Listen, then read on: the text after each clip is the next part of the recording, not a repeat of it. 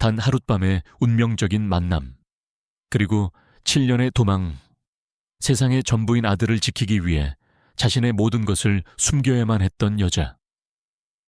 윤하운, 지독한 배신 속에서 자신을 구원한 이름 모를 여자의 흔적을 7년간 미치도록 찾아 헤맨 얼음 심장의 CEO 권태하, 그리고 마침내 운명의 시간이 다시 흐르기 시작한 그날, 그는 자신과 똑같이 생긴 아이와 마주한다.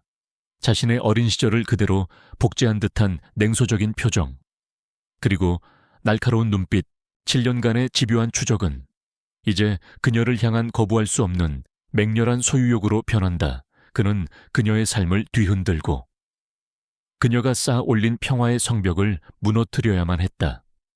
그녀의 모든 것을 알아내 그녀와 아이를 자신의 세상에 가두기 위해 과연 그녀는 자신의 전부인 아이를 이 무자비한 남자로부터 지켜낼 수 있을까? 생명의 은인을 찾던 그는 이제 한 아이의 아버지가 될 준비가 되었는가?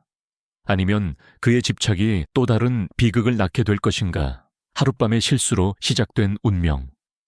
7년의 거짓말 위에 세워진 관계의 끝에서 그들은 과연 진짜 가족이 될 수 있을까? 지독하게 덥고 습한 밤이었다. 20살의 윤혜우는 등 뒤로 흐르는 땀을 느끼며 시그너스 호텔의 VVIP 스위트룸 1,2잼2호의 마지막 청소 카트를 밀었다. 하루에 3개의 아르바이트를 뛰는 그녀에게 이 최고급 호텔의 야간 청소는 가장 고되고 또 가장 수입이 좋은 일자리였다. 그녀는 어서 이 넓고 텅 빈 공간의 정리를 마치고 옥탑방의 낡은 침대에 몸을 던지고 싶을 뿐이었다. 스위트룸은 방금 전까지 화려한 파티가 열렸던 흔적이 역력했다. 값비싼 샴페인 병이 뒹굴었고 달콤한 향수 냄새와 시가향이 공중에 뒤섞여 있었다. 혜우는 익숙하게 쓰레기를 치우고 흐트러진 쿠션을 정리했다. 그때였다. 네얼각 복도 쪽으로 난 문이 거칠게 열리며 한 남자가 비틀거리며 안으로 들어왔다. 그는 그냥 술에 취한 것이 아니었다. 그의 걸음은 중심을 잡지 못했고 풀어헤친 넥타이 사이로 보이는 목덜미는 비정상적으로 붉었다. 무엇보다 그의 눈은 초점이 풀려 있었고 가쁜 숨을 몰아쉬는 모습은 고통스러워 보였다. 혜우는 숨을 멈췄다. 남자는 그녀를 발견하지도 못한 채 거실 중앙의 소파를 향해 몇 걸음 떼다가 그대로 바닥에 쓰러졌다. 대한민국 재계를 이끄는 JH그룹의 최연소 회장 권태하. 혜우는 그를 알지 못했지만 그가 입고 있는 명품 수트와 손목의 시계만으로도 그가 보통 사람이 아니라는 것을 짐작할 수 있었다. 그녀의 첫 번째 본능은 도망쳐서 지배인에게 알리는 것이었다. 하지만 문틈으로 들려오는 복도의 낮은 속삭임이 그녀의 발을 멈추게 했다. 제대로 처리한 거 맞아 약. 확실한 거지네. 부사장님, 이대로 두면 내일 아침 권태하 회장의 스캔들이 대한민국을 뒤덮을 겁니다. 부사장. 혜우는 심장이 철렁 내려앉는 것을 느꼈다. 이것은 사고가 아니라 함정이었다. 지금 지배인을 부른다면 저 남자는 저들의 의도대로 언론의 먹잇감이 될 터였다. 고아로 자라며 세상의 비정함을 일찍이 깨달은 그녀였지만 눈앞에서 한 사람이 망가지는 것을 외면할 수는 없었다. 그녀 안에 깊은 곳에 자리한 스스로도 몰랐던 연민과 정의감이 고개를 들었다. 혜우는 떨리는 손으로 문을 잠갔다.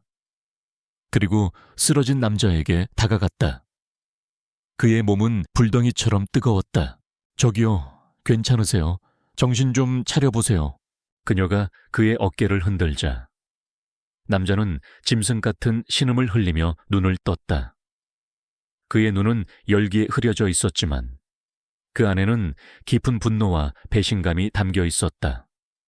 그는 본능적으로 눈앞의 혜운을 붙잡았다. 누구야? 내 놈도 한패인가? 아니에요. 저는 그냥 안 돼. 날 그냥 둬. 남자는 그녀를 뿌리치려 했지만 약에 취한 몸은 말을 듣지 않았다. 오히려 그는 마지막 남은 이성의 끈을 붙잡으려는 듯 혜운의 팔을 더욱 강하게 붙잡았다. 그 과정에서 그녀가 늘 목에 걸고 다니던 낡은 로켓 목걸이가 그의 소나귀에 걸려 툭 하고 끊어졌다. 부모님이 남기신 유일한 유품. 하지만 혜운은 그 혼란 속에서 목걸이를 잃어버렸다는 사실조차 인지하지 못했다.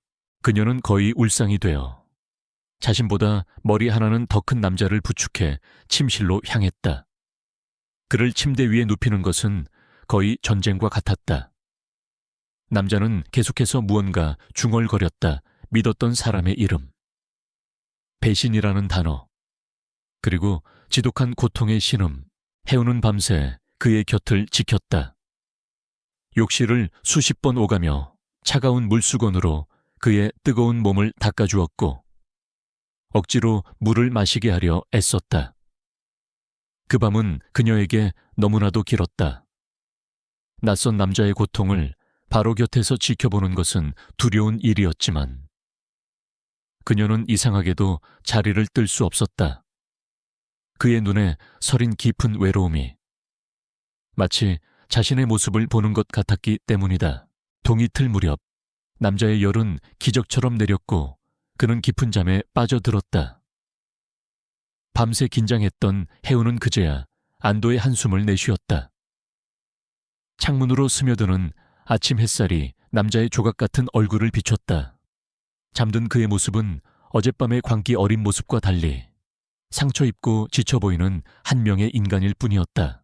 그 순간 혜운은 정신이 번쩍 들었다. 자신이 무슨 짓을 한 것인가. 아르바이트생 주제에 VIP 고객의 스위트룸에서 밤을 새우다니. 만약 그가 깨어나 오해라도 한다면, 그의 적들이 다시 찾아온다면 감당할 수 없는 두려움이 그녀를 덮쳤다. 그녀는 도망쳐야 했다. 혜운은 자리에서 일어나 자신의 가방을 챙겼다. 그리고 잠시 망설이다가 주머니에서 꼬깃꼬깃한 10,000원짜리 지폐 몇 장을 꺼내 협탁 위에 올려놓았다. 오늘의 일당 전부였다. 왜 그랬는지 설명할 수 없었다. 그저 이것이 하룻밤의 대가를 바란 행위가 아니었다는 자신의 마지막 자존심을 보여주고 싶었을 뿐이다. 그녀는 미련 없이 스위트룸을 빠져나와 동이 트는 서울의 거리를 향해 달렸다.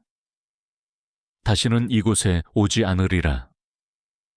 어젯밤의 일은 완벽하게 잊어버리리라 맹세하며, 그리고 7년의 시간이 흘렀다.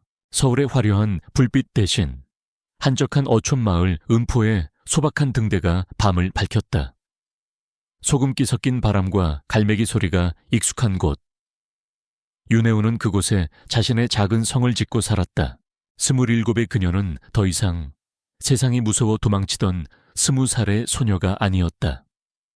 그녀는 노을빛 책방이라는 작은 서점 겸 카페의 주인이자 6살 배기 아들 윤노을의 당당한 엄마였다. 그녀의 눈빛은 여전히 차분했지만 그 안에는 누구도 쉽게 넘볼 수 없는 단단함이 자리 잡고 있었다. 엄마. 다윈의 종의 기원은 진화론의 핵심이지만 사회 진화론으로 오용되는 것은 경계해야 한다고 생각해. 약육강식은 자연의 섭리일 뿐 인간 사회의 윤리적 잣대가 될 수는 없잖아. 7살 배기 아이의 입에서 나올 법한 말이 아니었다. 이제 막 한글을 떼기 시작할 나이에 노을이는 서점의 인문학 서적 코너에 앉아 두꺼운 책을 읽는 것이 유일한 낙이었다. 아이는 혜운의 눈매를 닮았지만 무언가에 집중할 때의 날카로운 턱선과 진지한 표정은 그녀의 기억 속에 희미하게 남아있는 그 남자를 놀랍도록 닮아 있었다. 혜운은 아들의 머리를 쓰다듬으며 다정하게 웃었다. 우리 노을이 오늘도 어려운 책 읽었네. 배 안 고파. 응, 지식은 나의 양식이야. 노을이는 시크한 표정으로 말하며 책장을 넘겼다. 혜운은 그런 아들을 보며 웃음이 터졌다. 이 아이가 바로 그녀의 세상이고 그녀가 살아가는 이유였다. 7년 전 그 끔찍했던 밤 이후 그녀는 자신이 임신했다는 사실을 알았다. 두렵고 막막했지만 뱃속의 작은 생명을 포기할 수는 없었다. 그녀는 서울에서의 모든 것을 정리하고 아무도 자신을 찾지 못할 이곳 음포로 내려와 노을이를 낳았다. 그녀는 아들에게 아빠에 대해 말해주지 않았다. 그저 아주 멀리 여행을 떠났다고만 했다. 언젠가 진실을 말해야 할 날이 오겠지만 아직은 아니었다. 그녀는 이 평화로운 삶을, 아들의 순수한 세상을 지켜주고 싶었다. 저녁이 되자 해우는 노을이와 함께 서점문을 닫았다. 두 사람은 손을 잡고 붉은 노을이 지는 해변을 따라 집으로 걸어갔다. 엄마, 노을이 왜 노을이야? 응, 노을이가 예쁘니까. 지금 저 하늘처럼. 그럼 내 이름은 그냥 예뻐서 지은 거야. 어떤 위대한 철학자의 이름이 아니라. 노을이는 사뭇 실망한 표정이었다. 해우는 아들의 귀여운 투정에 웃으며 그를 번쩍 안아들었다. 그럼 우리 아들은 엄마한테 세상에서 가장 위대하고 가장 예쁜 존재니까 노을이는 엄마의 품에 안겨 말없이 붉게 타오르는 하늘을 바라보았다. 그 평화로운 풍경 속에서 해우는 지난 7년의 세월을 떠올렸다. 힘들었지만 후회는 없었다. 그녀는 자신의 힘으로 아이를 지켜냈고 이 작은 바닷가 마을의 행복이라는 이름에 단단한 요새를 지었다고 믿었다. 과거의 어떤 그림자도 이 요새를 침범하지 못할 것이라고. 하지만 그녀는 틀렸다. 그녀가 애써 외면했던 운명의 그림자는 아주 긴 시간을 돌아 마침내 이곳 은포를 향해 다가오고 있었다. 권태하의 세상은 완벽하게 통제되어 있었다. 서울의 심장부 JH그룹 본사 최고층에 위치한 그의 집무실은 그 자신을 그대로 투영한 공간이었다. 불필요한 장식 하나 없는 미니멀리즘의 극치. 거대한 통유리창 너머로 서울의 스카이라인이 장난감처럼 펼쳐져 있었지만 그의 눈에는 아무런 감흥도 담기지 않았다. 그에게 세상은 정복하고 관리해야 할 데이터의 집합일 뿐이었다. 7년 전 그날 밤 이후 그는 더욱 냉정하고 빈틈없는 사람이 되었다. 하지만 그 완벽한 통제 속에서도 유일하게 그의 이성을 흔드는 것이 있었다. 그는 책상 서랍을 열어 벨벳으로 안감을 댄 작은 상자를 꺼냈다. 그 안에는 낡고 한쪽 고리가 끊어진 로켓 목걸이가 들어있었다. 7년 전 그 지옥 같았던 밤, 자신을 구해준 이름 모를 여자의 유일한 흔적. 그의 기억은 약물 때문에 파편처럼 부서져 있었지만 그럼에도 불구하고 잊히지 않는 감각들이 있었다. 이마를 짚어주던 시원하고 부드러운 손길, 귓가를 맴돌던 다정한 목소리, 그리고 혼란 속에서 유일한 위안이 되어주었던 은은한 비누 향기. 그는 지난 7년간 대한민국 최고의 사설 탐정들을 고용해 그녀를 찾았다. 하지만 그녀는 연기처럼 사라져 버렸다. 그날 밤 호텔의 어떤 기록에도 그녀의 흔적은 없었다. 그를 향한 음모를 파헤치고 사촌인 권세준을 그룹의 핵심에서 밀어내는 데는 성공했지만 정작 자신의 생명의 은인은 찾지 못한 것이다. 이것은 그의 완벽한 세계에 남은 유일한 오점이자 풀지 못한 숙제였다. 그것은 사랑이나 연정이 아니었다. 지독한 호기심이었고 반드시 갚아야 할 빚이었다. 회장님, 최 비서가 집무실로 들어와 보고했다. 그는 권태하가 회장이 된 이후 직접 발탁한 유능하고 과묵한 비서였다. 음포 엘리시안 리조트 개발 부지 관련 보고입니다. 현지 주민들의 반발이 예상보다 거셉니다. 음포 지도 구석에 박힌 작은 어촌 마을, 권태하는 또 하나의 골치 아픈 사업이라고 생각하며 미간을 짚었다. 직접 가보겠습니다. 그의 갑작스러운 결정에 최 비서가 놀란 표정을 지었지만 그는 더 이상 설명하지 않았다. 직접 눈으로 확인해야 했다. 그곳의 공기, 사람들의 눈빛, 그것이 가장 정확한 데이터였으니까. 다음 날 권태하의 검은색 세단이 은포의 좁은 해안 도로를 달리고 있었다. 서울의 삭막한 아스팔트와는 다른 흙과 바다 냄새가 섞인 공기가 열린 창문으로 밀려 들어왔다. 그의 차가 마을에 들어서자 평화롭던 마을의 풍경에 이질적인 균열이 생기는 듯했다. 주민들은 위압적인 그의 차를 신기한 듯 혹은 경계하듯 쳐다보았다. 현지 책임자와의 회의까지는 시간이 남아 있었다. 권태하는 차에서 내려 혼자 마을을 둘러보기로 했다. 여기서 기다리십시오. 최 비서의 만류에도 불구하고 그는 낯선 마을의 골목길로 들어섰다.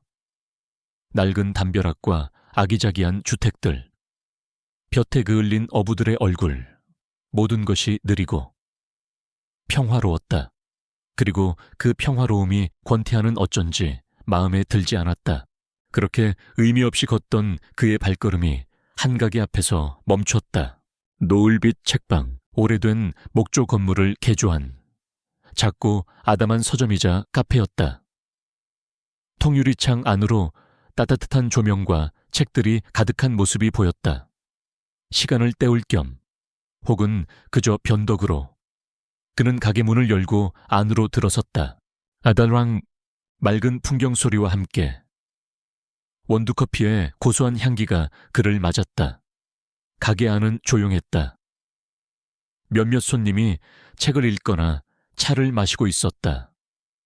권태하는 무심하게 서점 안을 둘러보다가 창가 구석자리에서 무언가를 발견하고 그대로 얼어붙었다. 한 아이였다.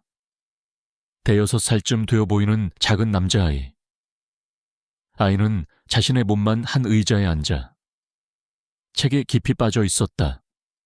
그런데 아이가 읽고 있는 책은 그림 동화가 아니었다. 기업 금융 전략의 이해. 대학 전공자가 읽어도 어려울 법한 책이었다. 권태하는 그 비현실적인 광경에 잠시 할 말을 잃었다. 하지만 그를 더욱 충격에 빠뜨린 것은 책을 읽는 아이의 모습 그 자체였다. 어려운 구절이라도 만난 듯 미간을 살짝 찌푸리는 모습. 무언가에 집중할 때 자기도 모르게 입술을 삐죽 내미는 버릇. 그리고 무엇보다 그 작은 얼굴에 떠오른 진지하고 오만한 표정. 그것은 거울을 통해 수없이 봐온 바로 자기 자신의 모습이었다. 권태하는 자석에 이끌린 듯 아이에게 다가갔다. 그의 인생에서 처음 느껴보는 설명할 수 없는 강렬한 이끌림이었다. 꼬마야, 그가 말을 걸었다. 아이는 고개도 들지 않은 채 책에 시선을 고정하고 있었다. 그런 책이 재미있어. 그제야 아이는 천천히 고개를 들었다. 그리고 권태하를 아래 위로 훑어보았다. 아이답지 않은 상대를 평가하는 듯한 날카로운 눈빛이었다. 재미로 읽는 거 아닌데요. 지식 습득을 위한 거죠. 아저씨는 책을 재미로만 읽으세요. 아이의 또박또박하고 논리적인, 심지어 약간은 무례하게 들릴 수 있는 대답. 권태하는 순간 말문이 막혔다. 누군가 같은 질문을 했다면 그 자신도 똑같이 대답했을 터였다. 이 기묘한 기시감은 대체 무엇인가?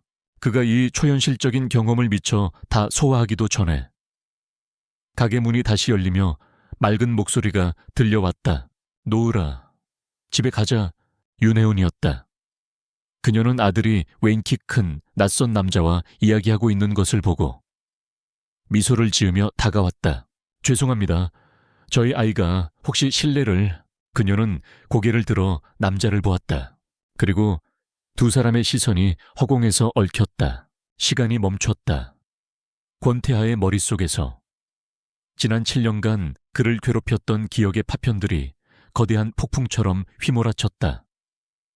희미했던 여자의 얼굴 윤곽, 그를 부르던 다정한 목소리, 그를 안정시켜 주었던 은은한 향기. 모든 것이 눈앞의 여자와 일치했다. 찾았다. 7년 동안 그토록 찾아 헤맸던 그녀였다. 혜운의 세상은 무너져 내렸다. 그녀의 얼굴에서 핏기가 사라지고 눈동자는 공포로 크게 흔들렸다.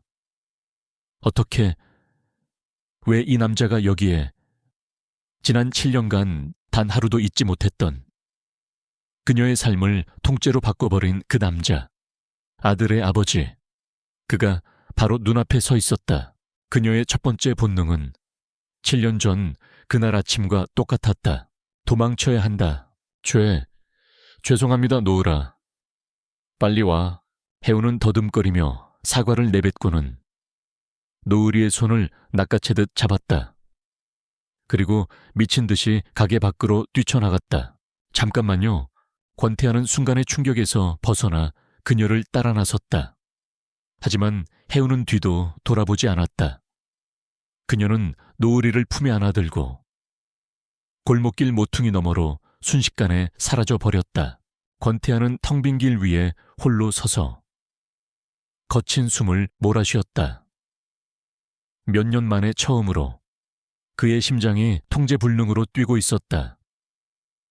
그는 방금 전 그녀가 사라진 골목과 자신의 어린 시절을 그대로 복제한 듯한 아이의 얼굴을 번갈아 떠올렸다.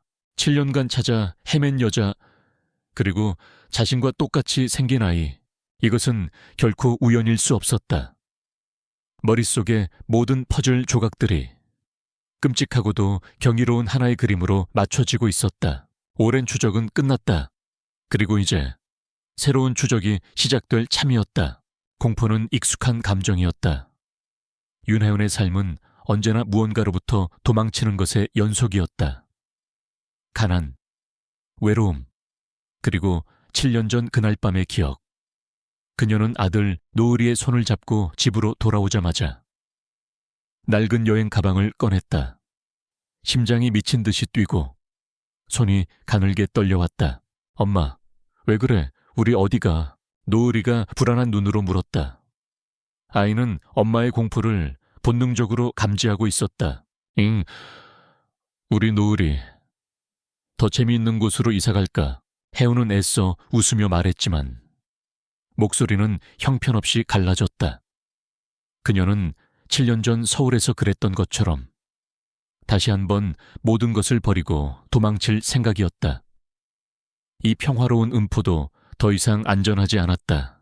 그 남자가, 권태하가 이곳을 찾아냈다. 그녀는 허둥지둥 최소한의 짐을 쌌다.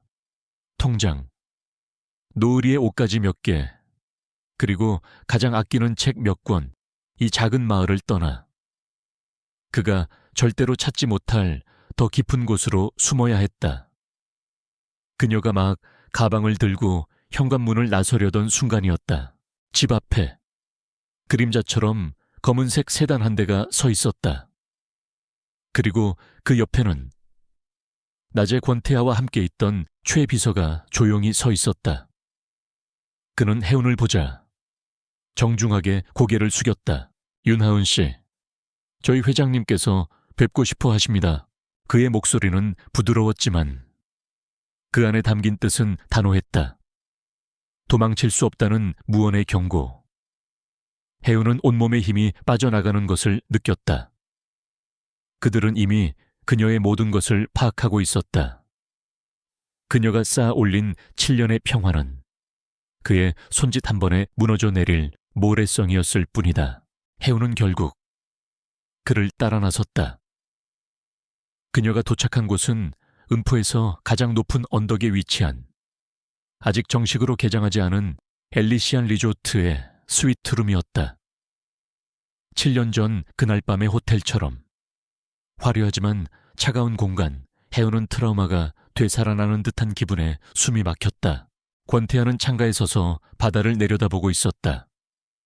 그는 해운이 들어온 것을 알면서도 한참 동안이나 뒤돌아보지 않았다. 그 침묵이 해운의 심장을 더욱 조여왔다. 마침내 그가 몸을 돌렸다. 그의 얼굴에는 어떤 감정도 떠오르지 않았다. 7년 만의 재회에 대한 반가움이나 애틋함 따위는 없었다. 그는 오직 확인해야 할 사실이 있는 사람처럼 차갑고 사무적인 태도였다. 아이가 몇 살입니까? 그의 첫 질문이었다. 해운은 마른 입술을 깨물었다. 7살이에요. 한국 나이로 7살, 만으로 6살. 7년 전 그 여름과 완벽하게 맞아떨어지는 시간이었다.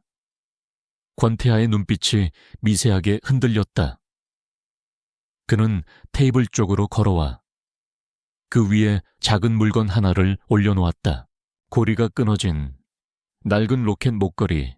이 목걸이 당신 겁니까? 해우는 숨을 멈췄다. 7년 전 그날 밤에 잃어버렸다고 생각했던 부모님의 유품. 그가 이것을 계속 가지고 있었다니. 모든 부정과 변명은 의미를 잃었다. 그는 모든 것을 알고 있었다. 친자 확인 검사를 하겠소. 그의 목소리는 통보에 가까웠다.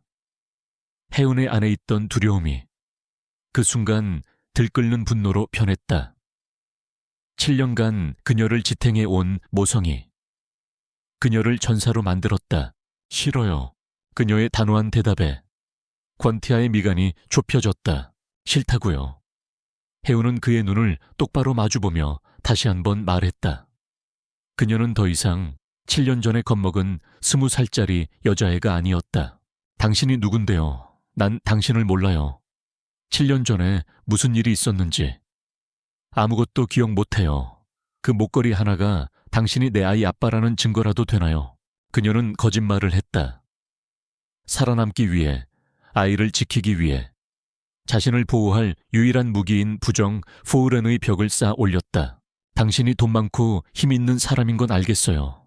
하지만 그 힘으로 내 아들 인생까지 망치려 들지 마세요. 노을이는 내 아들이에요. 하늘이 무너져도 나 혼자 낳고 나 혼자 키운 내 아들이라고요. 당신하고는 아무 상관없어요. 그녀의 격렬한 저항에 권태하는 잠시 말이 없었다. 그는 그녀의 이런 반응을 예상하지 못한 듯했다. 그는 그녀의 눈에서 자신을 향한 경멸과 아이를 지키려는 필사적인 의지를 읽었다. 그의 논리적인 세상에서는 이해할 수 없는 비합리적인 감정의 폭발이었다. 하지만 그는 물러설 생각이 없었다.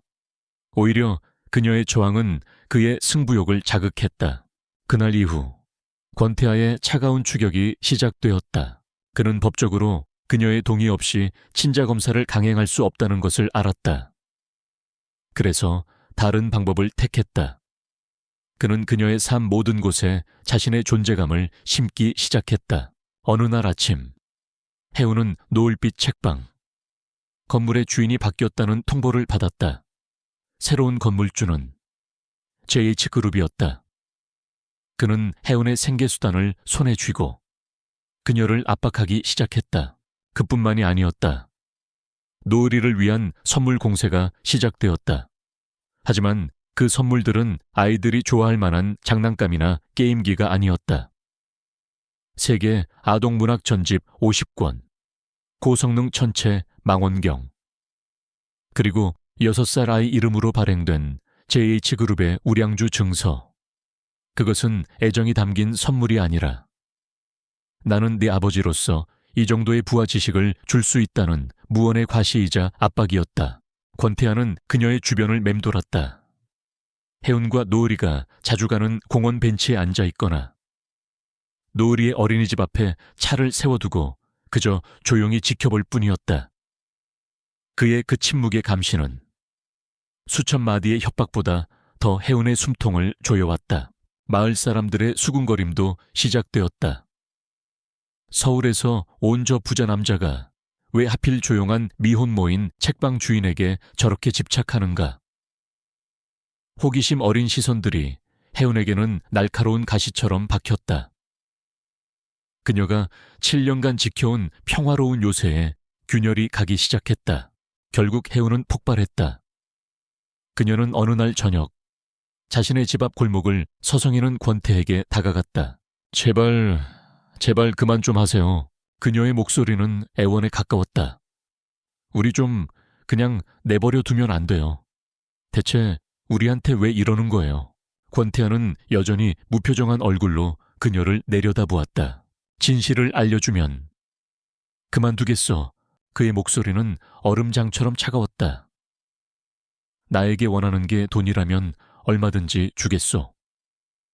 하지만 그 아이가 내 아들이라는 진실은 돈으로 거래할 수 있는 문제가 아니오. 진실 따위는 없어요. 그렇다면 증명하면 될 것 아니오. 나와 그 아이가 아무 관계가 아니라는 걸. 왜 그 간단한 검사를 피하는 거지? 그의 논리적인 반박에 해우는 할 말을 잃었다. 그녀의 방어벽은 그의 냉정한 이성 앞에서 속수무책이었다. 그날 밤 해우는 잠든 노을이의 얼굴을 보며 깊은 절망에 빠졌다. 이 싸움에서 이길 수 없다는 것을 예감했다. 그가 가진 힘과 부 앞에서 그녀는 너무나도 약한 존재였다. 그녀는 모든 것을 포기하고 그가 원하는 대로 해줘야 할지도 모른다고 생각했다. 그때 잠든 줄 알았던 노을이가 스르르 눈을 떴다. 그리고 엄마의 슬픈 얼굴을 보며 아이답지 않은 진지한 목소리로 물었다. 엄마, 응, 우리 아들, 엄마, 거짓말하고 있지? 혜은의 심장이 쿵 하고 바닥으로 떨어졌다. 무슨 거짓말. 노을이는 몸을 일으켜 앉아 엄마의 눈을 똑바로 바라보았다. 그 깊고 총명한 눈빛은 낮에 보았던 권태아의 그것과 소름 끼치도록 닮아 있었다. 그 아저씨, 엄마 아는 사람이잖아. 모르는 사람 아니잖아. 그리고 나랑 닮았어. 아저씨 얼굴. 나랑 똑같이 생겼어. 아이의 순수한 관찰과 의심 없는 단언. 그것은 혜운이 필사적으로 쌓아 올린 방어벽을 단숨에 무너뜨리는 가장 강력한 망치였다. 그녀는 아들을 지키기 위해 거짓말을 했는데 정작 그 아들이 진실을 꿰뚫어 보고 있었다. 혜운은 아무 대답도 하지 못했다. 그저 자신의 아들을 끌어안는 것밖에는 외부에서 조여오는 남자의 차가운 추격과 내부에서 파고드는 아들의 순수한 진실. 그녀는 이제 완벽하게 도간에 든 쥐가 되어버렸다. 노을이의 그 한마디는 윤혜운이 7년간 쌓아 올린 성벽을 무너뜨리는 거인의 목소리와 같았다. 그녀는 더 이상 거짓말 뒤에 숨을 수 없었다. 하지만 진실을 인정하는 순간 아들을 빼앗길지도 모른다는 공포가 그녀를 올감했다. 그녀가 대답을 망설이는 동안 권태아는 이미 움직이고 있었다. 그는 더 이상 그녀의 동의를 기다리지 않았다. 며칠 뒤 그는 혜운과 노을이가 잠시 들렀던 동네 카페에서 노을이가 마시던 주스컵을 몰래 확보했다. 그의 방식은 언제나 그랬다. 감정에 호소하는 대신 가장 빠르고 확실한 방법으로 목표를 쟁취하는 것. 그의 이런 면모는 때로는 무자비하게 보였지만 지금은 7년의 시간을 뛰어넘어 진실을 확인하고 싶은 한 남자의 처절함이기도 했다. 결과는 하루 만에 나왔다. 그날 오후 권태아는 노을빛 책방으로 들어섰다. 그는 아무 말 없이 공식적인 유전자 검사 결과 보고서 한 부를 혜운의 눈앞에 펼쳐놓았다. 침부 확률 99.999%. 차가운 숫자가 혜운의 모든 부정을 산산조각냈다. 그것은 더 이상 의심이나 추측이 아닌 과학이 증명하는 거부할 수 없는 진실이었다. 그녀는 보고서 위로 시선을 떨어뜨린 채 아무 말도 하지 못했다. 그녀의 마지막 방어벽은 그렇게 허무하게 무너져 내렸다. 같은 시각 서울 JH그룹 본사 권태아의 사촌이자 그룹의 부사장인 권세주는 자신의 집무실에서 사설 탐정의 보고를 받고 있었다. 그는 늘 부드러운 미소와 세련된 매너를 유지했지만 그 이면에는 사촌 형인 권태에 대한 깊은 열등감과 야망이 도사리고 있었다. 회장님께서 최근 은포라는 작은 바닷가 마을에 이례적으로 큰 관심을 보이고 계십니다. 그리고 그곳에 한 미혼모와 그 아들을 주시하고 있다는 정보입니다. 미혼모와 아들이라고 권세준의 눈이 가늘어졌다. 냉혈한으로 소문난 자신의 사촌형이 연고도 없는 시골 마을의 여자와 아이에게 관심을 보인다는 것은 상식적으로 이해가 가지 않았다. 그의 동물적인 직감이 위험 신호를 보냈다. 더 자세히 알아봐. 그 여자와 아이. 샅샅이 뒷조사를 해 과거의 망령이 그렇게 서서히 수면 위로 떠오르고 있었다. 다시 음포 진실이 밝혀지자 권태하의 태도는 미묘하게 변했다. 그는 더 이상 해운을 추격하지 않았다. 대신 아버지로서의 권리를 주장하기 시작했다. 하지만 그의 방식은 여전히 서툴고 지독히도 권태하다웠다. 그는 변호사가 작성한 두툼한 서류를 해운에게 내밀었다. 이것은 공동 양육 합의서요. 서류에는 노을이의 양육권, 면접 교섭권, 양육비, 그리고 앞으로의 교육 계획까지 한치의 오차도 없이 빽빽하게 정리되어 있었다.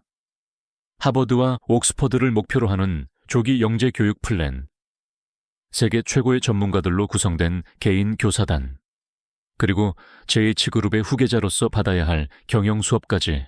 해오는 기가 막혔다. 그녀의 눈에 이것은 아이의 미래를 위한 계획이 아니라 아이를 하나의 프로젝트로 취급하는 사업 계획서처럼 보였다. 아이를 키우는 게 사업 계약인 줄 아세요? 그녀의 목소리에 날카로운 분노가 서렸다.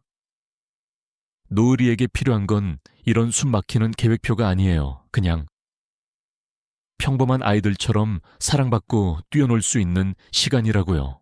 감상적이군. 사랑, 그런 불확실한 감정이 아이의 미래를 보장해주지 않소. 내가 제공할 수 있는 것은 이 세상 최고의 환경과 기회요. 그것이 아버지가 해줄 수 있는 최선의 사랑이지.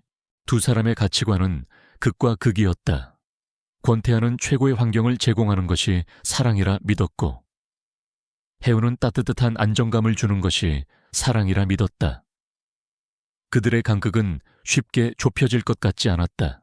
바로 그때 서울에 있던 권세준에게 탐정의 추가 보고가 들어왔다. 노을이의 사진이었다.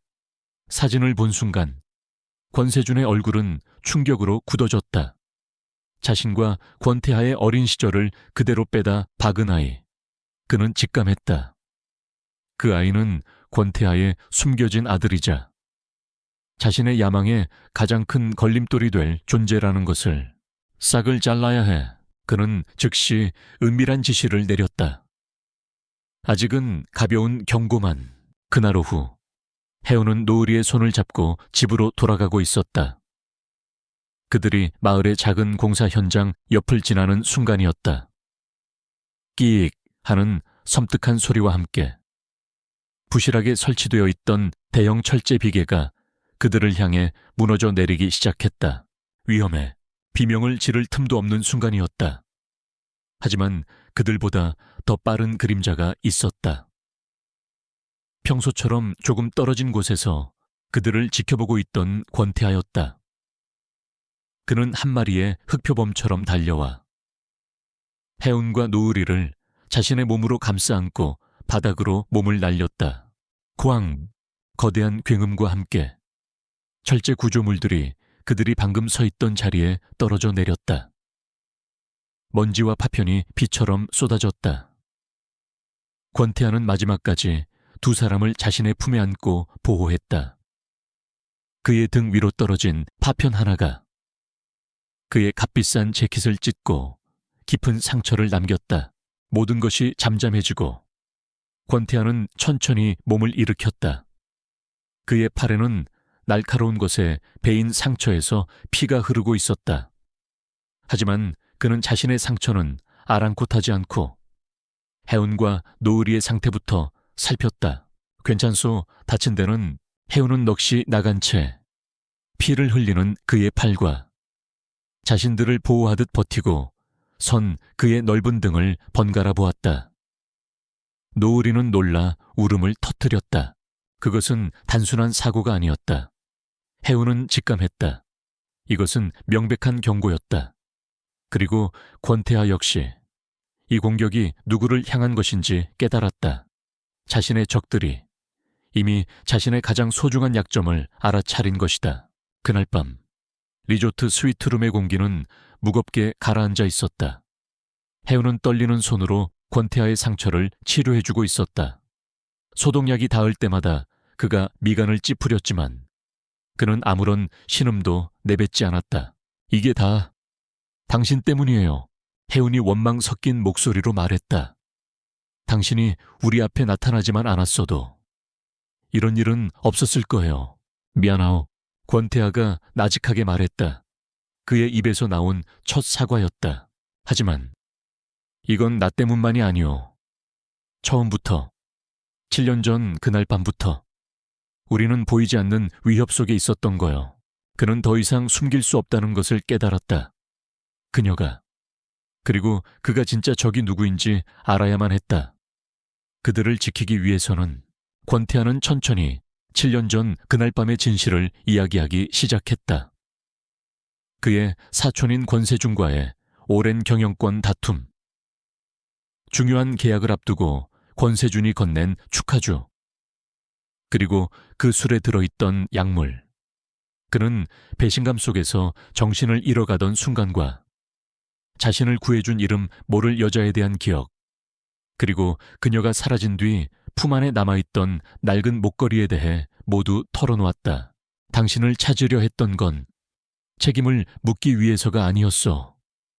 내 목숨과 회사를 구해준 은인에게 빚을 갚고 싶었을 뿐이오. 당신이 어떤 사람인지, 어떻게 살고 있는지 그저 알고 싶었을 뿐이라고. 혜우는 충격 속에서 그의 이야기를 들었다. 그녀가 평생의 수치로 여기며 도망쳤던 그날 밤이 그에게는 생명의 빚을 진 구원의 순간이었다니. 그녀가 괴물처럼 두려워했던 남자가 사실은 그녀와 같은 피해자였다니. 모든 것이 뒤집히는 순간이었다. 그녀는 이제야 그의 지난 행동들을 조금은 이해할 수 있었다. 그의 서툰 추격은 악의가 아니라 진실을 찾고 싶은 절박함의 다른 표현이었을지도 모른다. 그녀는 차가운 CEO의 가면 뒤에 숨겨진 깊은 상처와 외로움을 가진 한 남자를 보았다. 방 안에는 무거운 침묵이 흘렀다. 테이블 위에는 그가 내밀었던 공동 양육 합의서가 잊힌 채 놓여 있었다. 그럼 7년 내내 혜운이 겨우 입을 열었다. 그래, 7년 내내. 권태아가 그녀의 말을 받았다. 그의 목소리는 전보다 한결 부드러워져 있었다. 그는 피가 솟는 자신의 팔과 겁에 질린 그녀의 얼굴을 번갈아 보았다.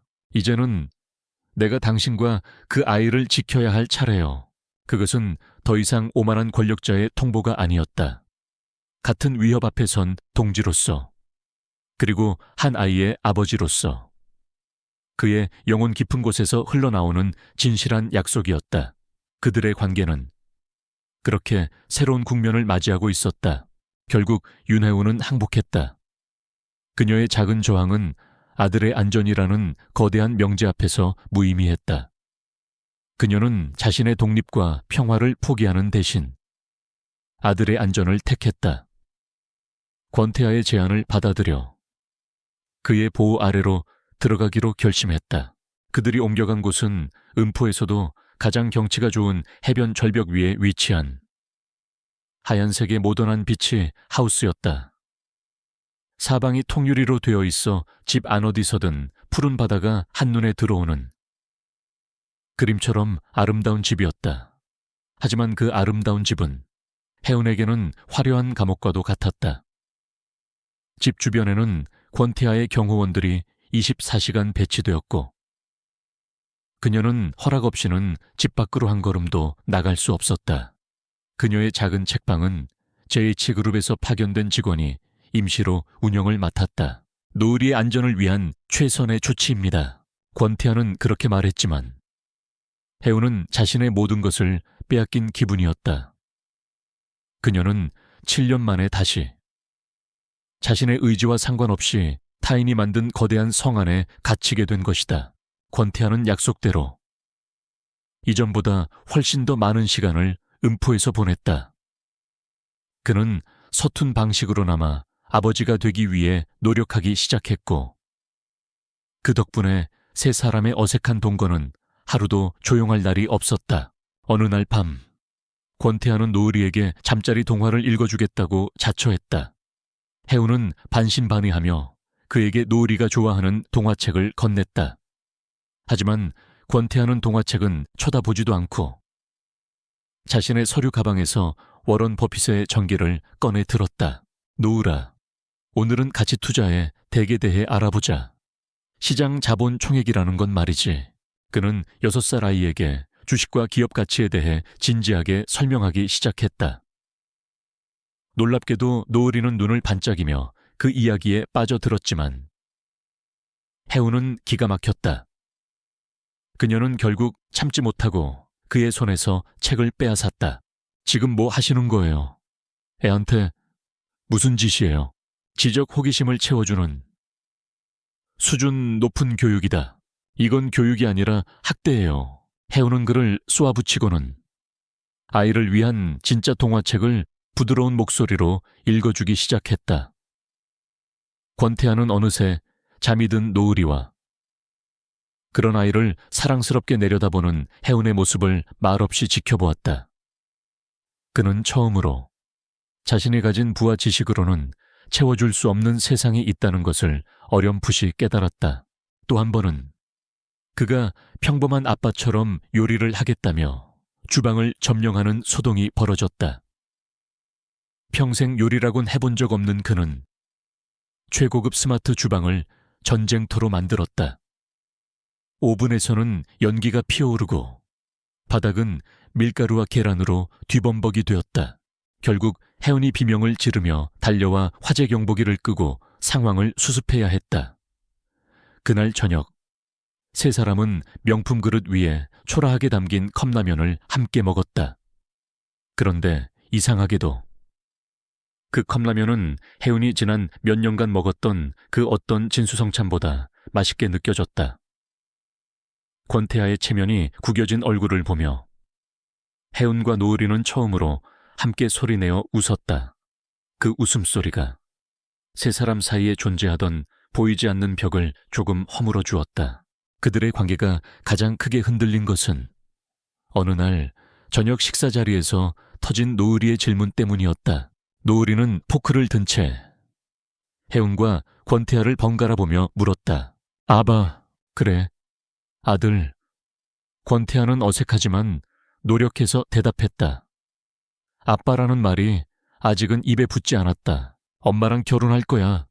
쨍그랑. 해운이 들고 있던 포크를 접시 위로 떨어뜨렸다. 방 안의 공기가 순간 얼어붙었다. 권태하 역시 당황한 기색이 역력했다. 두 사람은 그저 노을이의 부모라는 역할에만 충실했을 뿐.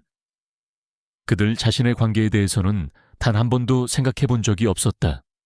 아이의 순수한 질문은 그들이 애써 외면하던 문제의 핵심을 정통으로 찔렀다. 그렇게 어색한 동거가 계속되는 동안 그들은 서로의 새로운 모습을 발견하기 시작했다. 권태하는 해운이 그저 연약하고 보호가 필요한 여자만이 아니라는 것을 깨달았다. 그녀는 지혜롭고 강인한 엄마였고 최소한의 환경 속에서도 아이에게 사랑과 안정감이라는 최고의 행복을 만들어주는 능력을 가진 사람이었다. 그는 자신의 방식만이 옳다고 믿었던 과거의 자신을 돌아보게 되었다. 해운 역시 권태하의 차가운 가면 뒤에 숨겨진 인간적인 모습을 보게 되었다. 그는 아들과 친해지기 위해 몰래 아동 심리학 책을 읽었고 노을이가 좋아하는 캐릭터의 이름을 외우려 애썼다. 그녀는 그의 서툰 노력 속에서 아들에게 좋은 아버지가 되고 싶어 하는 진심을 느낄 수 있었다. 그리고 가끔 자신과 노을이가 즐겁게 웃는 모습을 멀리서 바라보는 그의 눈에서 깊은 외로움을 발견하곤 했다. 그녀의 마음속에서 두려움과 원망이 있던 자리에 조금씩 연민이 싹트기 시작했다. 한편 그들의 불안한 동맹은 계속되고 있었다. 권태하의 팀은 비밀리에 권세준의 뒷조사를 계속했고 마침내 그의 비리 장부를 확보하는 데 성공했다. 권세준 부사장이 지난 몇 년간 유령 회사를 통해 막대한 회사 자금을 횡령해왔습니다. 지난번 사고를 일으킨 건설 회사 역시 그 유령 회사 중 하나와 연결되어 있습니다. 최 비서의 보고를 들은 권태하는 해운에게 그 사실을 공유했다. 그는 더 이상 그녀를 보호받아야 할 대상으로만 대하지 않았다. 이 싸움을 함께 헤쳐나가야 할 파트너로 인정한 것이다. 권세주는 모든 것을 손에 넣기 전까지는 멈추지 않을 거요. 그 말은 당신과 노을이를 자신의 야망의 가장 큰 장애물로 여길 거란 뜻이지. 우리는 먼저 움직여야 하오. 그의 말은 그들의 동맹이 선택이 아닌 필수라는 것을 다시 한번 각인시켜 주었다. 그날 밤 해오는 거실 소파에 앉아 스케치북에 무언가를 그리고 있었다. 잠이 오지 않아 새로 구상 중인 동화의 사파를 그리는 중이었다. 그녀의 뒤로 다가온 권태하는 그녀의 스케치북을 무심코 들여다보고는 그대로 굳어버렸다. 그림 속에는 따뜻하고 환상적인 색감의 그림들이 가득했다. 그리고 그 그림체는 노을이가 가장 좋아해서 그가 전집으로 사주었던 베일에 쌓인 베스트셀러 동화 작가 은별 작가의 그것과 똑같았다. 당신이 은별 작가였어. 그의 목소리에는 놀라움과 경탄이 뒤섞여 있었다. 해우는 자신의 비밀을 들킨 사람처럼 얼굴을 붉히며 작게 고개를 끄덕였다. 권태하는 새로운 충격에 휩싸였다. 그녀는 그가 구해야 할 가난하고 힘없는 여자가 아니었다. 그녀는 자신만의 세계를 가진 재능 있는 예술가였다. 그가 돈으로 사주었던 그 책들이 사실은 그녀의 영혼과 꿈의 산물이었다는 사실. 그는 처음으로 그녀 앞에서 자신이 초라하게 느껴졌다. 그는 그녀의 옆에 조용히 앉았다. 그리고 처음으로 그녀의 그림과 이야기에 대해 물었다. 해우는 쑥스러워하면서도 자신의 작품 세계에 대해 이야기하기 시작했다. CEO와 아르바이트생도, 가해자와 피해자도, 어색한 부모도 아닌 그저 한 남자와 한 여자로서 두 사람은 조용하고 깊은 대화를 나누었다. 어색했던 연합은 그날 밤을 기점으로 진정한 유대로 변해가고 있었다. 아이를 지키기 위해 시작된 관계가 서서히 서로의 영혼을 지키는 관계로 발전하고 있었다. 비치 하우스의 거실은 더 이상 어색한 동거의 공간이 아니었다. 보이지 않는 적을 향한 방역을 준비하는 긴장감 넘치는 작전실이 되어 있었다. 권태하와 윤혜우는 더 이상 물러설 곳이 없다는 것을 알았다. 권세준이 다음 수를 두기 전에 먼저 그의 목에 칼을 겨눠야 했다. 기다리는 건 끝났소. 이제 우리가 직접 덫을 놓을 차례요.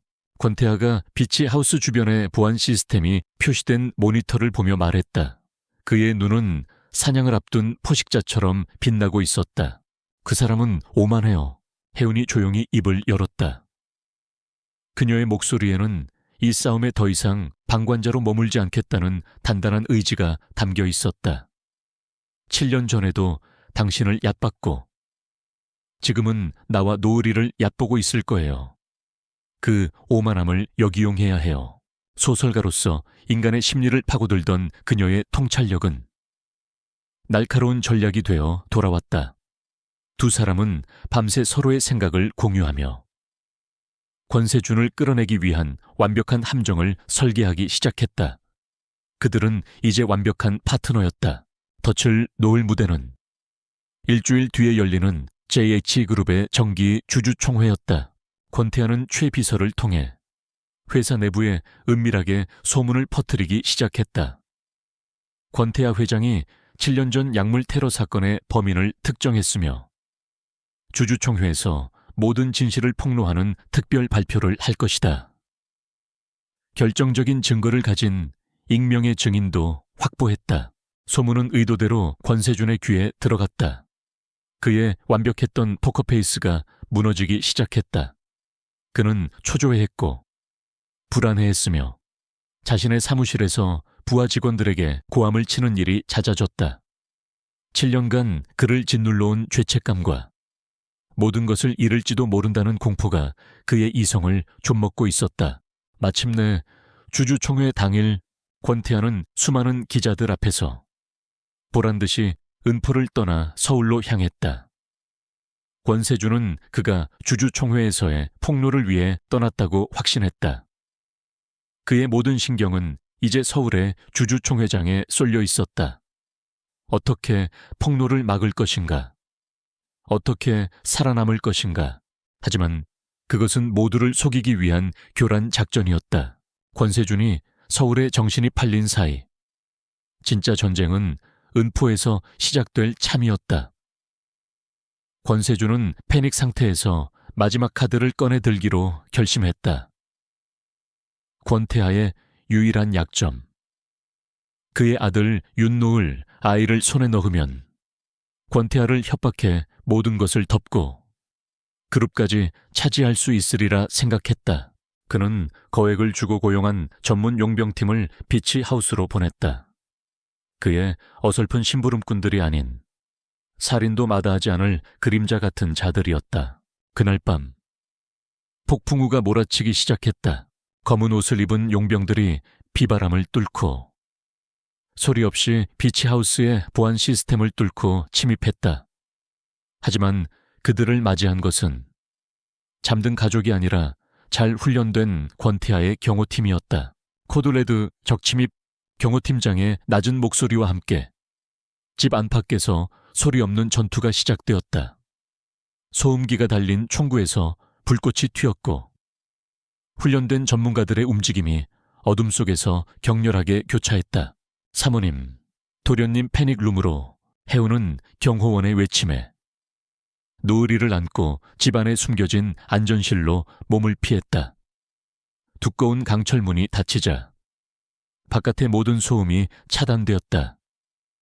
해우는 공포에 질려 아들을 꽉 껴안았지만 노을이는 의외로 침착했다. 아이는 패닉룸의 모니터를 통해 집 안 곳곳에 CCTV 화면을 뚫어져라 쳐다보고 있었다. 엄마, 저 아저씨들 동쪽 창문으로만 들어오려고 해. 서쪽은 비어있어. 아이의 날카로운 관찰력에 경호원이 놀라 즉시 무전으로 상황을 알렸다. 전투는 치열했다. 경호팀이 선전했지만 용병들의 실력도 만만치 않았다. 마침내 용병 한 명이 방어선을 뚫고 패닉룸 앞까지 접근했다. 그가 강철문에 폭약을 설치하려는 순간 해우는 눈을 질끈 감았다.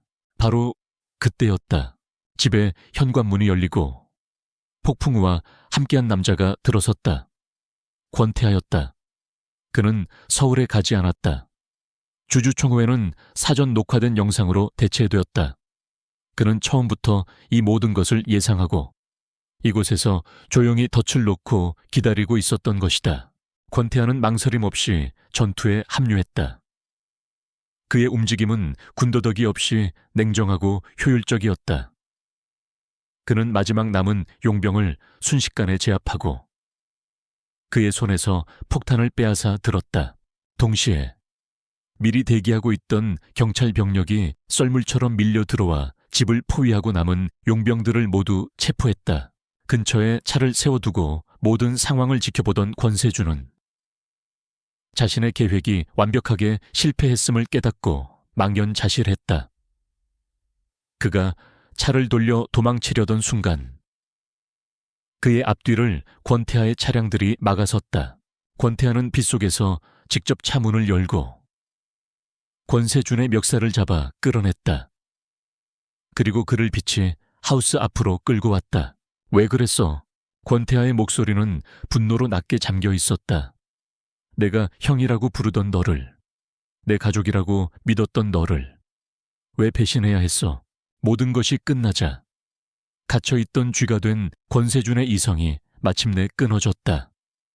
그는 수년간 쌓아온 열등감과 분노를 광기 어린 웃음과 함께 터뜨렸다. 왜냐고? 그 모든 게 원래 내 것이었어야 하니까. 그의 절규가 빗소리를 뚫고 울려 퍼졌다. 그룹도, 할아버지의 인정도, 전부 다 아무런 노력도 하지 않는 네가 모든 걸 가졌잖아. 나는 언제나 네 그림자였어. 2인자였다고 7년 전 그날. 너를 약에 취하게 해서 스캔들로 끌어내리려 했어. 그런데 어떤 미친 여자가 나타나서 너를 구했지. 그 여자만 아니었어도 모든 게 내 계획대로 됐을 텐데 그의 격렬한 자백은 경찰과 경호팀의 수많은 카메라와 녹음기 속에 고스란히 기록되고 있었다. 그는 스스로 자신의 모든 죄를 세상에 알린 셈이었다. 경찰이 그에게 다가와 수갑을 채웠다. 권세주는 마지막까지 권태하를 노려보며 저주를 퍼부었지만 그의 시대는 그렇게 끝났다. 모든 소란이 끝나고 혜우는 노을이와 함께 패닉룸에서 나왔다. 그 순간 노을이가 혜은의 손을 놓고 권태하를 향해 달려갔다.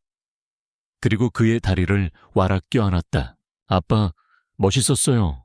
아이의 입에서 나온 첫 아빠라는 단어. 그리고 진심 어린 종영의 표현. 권태하는 그대로 굳어버렸다. 그는 평생 느껴보지 못했던 뜨거운 감정이 심장에서 솟구치는 것을 느꼈다. 그는 천천히 허리를 숙여 아들의 작은 머리를 어색하게 쓰다듬었다. 그의 차가운 가면이 아들의 따뜻한 한마디에 완전히 녹아내리고 있었다. 혜우는 그 모습을 보며 안도의 눈물을 흘렸다. 그녀는 자신과 아들을 지키기 위해 기꺼이 폭풍 속으로 뛰어든 남자를 바라보았다. 권태하 역시 아들의 머리 너머로 그녀를 바라보았다.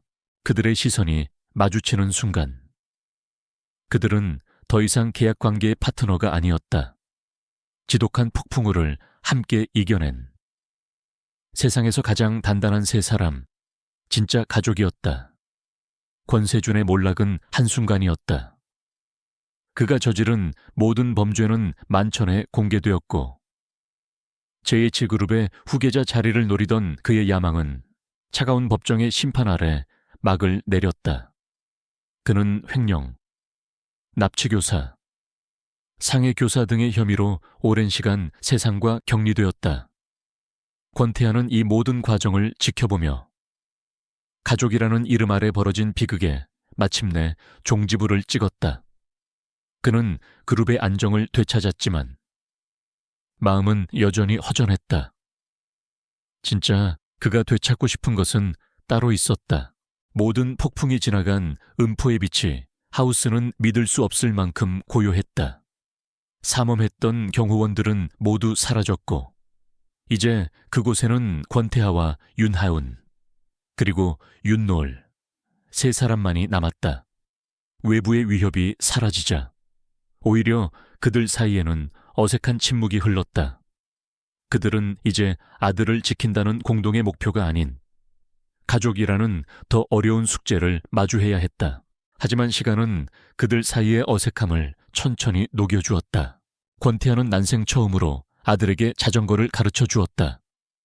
몇 번이고 넘어지는 노을이를 보며 안절부절 못하는 그의 모습은 수조 원짜리 계약을 지휘하던 냉철한 CEO의 모습과는 거리가 멀었다. 그는 노을이가 마침내 혼자 페달을 밟았을 때 아이보다 더 기뻐하며 환호했다. 혜우는 그런 그의 모습을 보며 조용히 미소 지었다. 그녀 역시 그에게 마음을 열기 시작했다. 그녀는 새로 구상한 동화 이야기를 노을이뿐만 아니라 권태에게도 들려주었다. 그는 의외로 날카로운 비평가였다. 이야기의 개연성을 지적하고 캐릭터의 심리 변화에 대해 토론했다. 그의 피드백은 그녀의 작품을 한층 더 깊이 있게 만들어 주었다. 그들은 그렇게 서서히 서로의 세상에 물들어갔다. 각자의 방식으로 사랑을 표현하고 서로의 빈 곳을 채워주며 진짜 가족이 되어가고 있었다. 그러던 어느 날 권태하는 혜운에게 서울에 함께 가자고 제안했다. 그가 그녀를 데려간 곳은 7년 전 그들의 악연이 시작되었던 시그너스 호텔의 VIP 스위트룸이었다. 여긴 혜운의 얼굴이 굳어졌다. 그는 그녀의 트라우마를 다시 끄집어내려는 것일까? 하지만 방 안의 풍경은 그녀의 기억과 전혀 달랐다. 화려한 파티의 흔적 대신 그녀가 좋아하는 프리지어 꽃이 가득했고 두 사람만을 위한 로맨틱한 저녁 식사가 준비되어 있었다. 과거의 아픈 기억을 새로운 행복으로 덮어주고 싶었어. 권태하가 나직하게 말했다. 그는 서툰 솜씨로 그녀를 위해 의자를 빼주고 와인을 따라주었다. 식사가 끝나고 그는 주머니에서 작은 벨벳 상자가 아닌 낡고 끊어진 로켓 목걸이를 꺼냈다. 이것이 내가 7년간 당신을 기억할 수 있었던 유일한 것이었어. 그의 목소리는 진지했다. 내 가장 어두웠던 순간에 유일한 빛이 되어주었던 당신을 찾을 수 있다는 희망. 이 목걸이는 내게 그런 의미였지. 그는 이어서 그 낡은 목걸이를 그녀의 목에 직접 걸어주었다. 그런데 끊어졌던 목걸이의 고리는 작지만 영롱하게 빛나는 다이아몬드가 박힌 채 완벽하게 수리되어 있었다. 이제부터는 내가 당신의 부서진 모든 것을 고쳐주고 지켜주고 싶소. 이 목걸이부터 시작해서. 그리고 그는 혜운이 평생 상상도 하지 못했던 행동을 했다. 세상의 정점에 선 남자. 권태아가 그녀의 앞에 한쪽 무릎을 꿇었다. 그의 손에는 화려하지 않지만 밤하늘의 은은한 별빛을 닮은 반지가 들려 있었다. 윤하운 씨, 나는 성공한 사업가였을지는 모르지만 한 인간으로서는 텅 빈 껍데기였소. 내 세상엔 오직 이기고 빼앗는 것만이 존재했지. 사랑 그건 내게 불확실하고 비논리적인 감정일 뿐이었소. 그는 잠시 숨을 고르고 눈물이 고이기 시작한 그녀의 눈을 올려다보았다. 그런데 당신과 노을이가 내 삶에 들어온 순간 나는 처음으로 깨달았소. 진정한 행복은 정상에 서는 것이 아니라 사랑하는 사람과 함께 저녁을 먹고 아이의 웃음소리를 듣는 평범한 일상 속에 있다는 것을. 당신들은 나의 텅 빈 세상을 의미와 온기로 가득 채워주었소. 윤하운 씨, 더 이상 내 아들의 어머니로서가 아니라 나의 아내로서, 내 인생의 유일한 동반자로서 나와 함께 해주시겠습니까? 그의 진심 어린 고백에 혜우는 더 이상 눈물을 참을 수 없었다. 그녀는 울면서, 웃으면서 고개를 세차게 끄덕였다. 지난 7년의 모든 서름과 아픔이 이 순간의 행복으로 모두 씻겨 내려가는 것 같았다. 권태아는 그녀의 손에 반지를 끼워주고 자리에서 일어나 그녀를 자신의 품에 가득 끌어안았다. 7년의 시간을 돌아 그들은 마침내 서로의 진심을 확인했다. 1년 후, 가을 노을빛 책방은 전국에서 찾아오는 손님들로 북적였다. 은별 작가 윤혜운의 신작 동화책 사인회가 열리는 날이었다. 그녀는 이제 어엿한 베스트셀러 작가로서 아시들에게 꿈과 희망을 이야기해주고 있었다. 객석 한편에서 권태아와 노을이가 흐뭇한 미소로 그녀를 지켜보고 있었다. 권태아는 더 이상 딱딱한 수트 차림이 아니었다. 그는 편안한 니트를 입고 아들의 손을 잡은 채 평범한 남편이자 아빠의 얼굴을 하고 있었다. 사인회가 끝나고 세 사람은 손을 잡고 은포의 해변을 걸었다. 노을이는 학교에서 있었던 일을 제잘거리며 신나게 뛰어다녔다. 그들은 늘 그랬던 것처럼 언덕 위에 멈춰서서 붉게 물드는 저녁 하늘을 바라보았다. 하늘은 마치 노을이의 이름처럼 따뜻하고 아름다운 주황빛으로 타오르고 있었다. 권태아는 혜운의 등 뒤로 다가가 그녀를 자신의 품에 가득 안았다. 그리고 그녀의 어깨에 턱을 기댄 채 함께 노을을 바라보았다. 행복해. 혜운이 꿈을 꾸듯 속삭였다. 나도. 권태아는 그녀의 관자놀이에 부드럽게 입을 맞추며 대답했다. 세상 가장 차가웠던 남자와 세상 가장 따뜻했던 여자, 그리고 그들을 하나로 이어준 아이. 세 사람은 말없이 서로의 온기를 느끼며 아름다운 황혼을 바라보고 있었다. 그들의 길고 길었던 밤이 끝나고 마침내 눈부시게 따뜻한 아침이, 아니, 저녁 노을이 찾아온 것이다.